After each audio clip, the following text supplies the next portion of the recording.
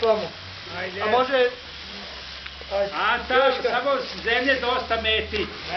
Joška, daj, Joška. Daj slamu Joška, ovamo da ja protrijem.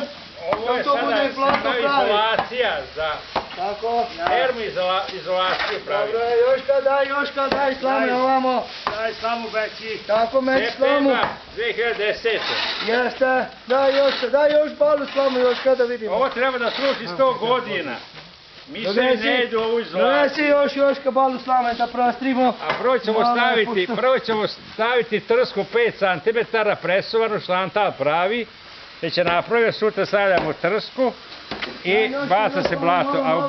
A u blato se stavlja kreča malo, to ćemo sutra staviti. Prilikom bacanja blata gore na tavan, da miševi ne buše i znači kreć im jako škodi i beže od kreča. Tako da smo bezbedni od ovih životinjica, a obezbedit ćemo termoizolaciju kuće i imat ćemo veliku uštedu u prilikom grejanja, u potrošnji ogreva, najmanje 30%. A hoćete vi to celu kuću ili samo štalu? Ja mislio šta? Ne, štalu, cijela kuća.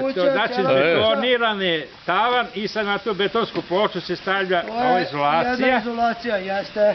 5 cm trske, presovane i 10 cm zemlje pomešano sa slamom i to je termoizolacija i zvučna izolacija. Od komšija da ne čujem, kad se svađaju komšije da ne čujem.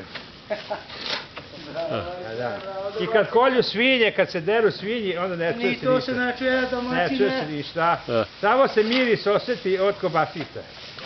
Znači danas se pripremi zemlja, sutra posao. No, diže se na tavan, kako dižete? 10 sati treba zemlja da odlegne, da se odmori i sutra blato tamo bude fino da se baci na tavan, da se obrađuje.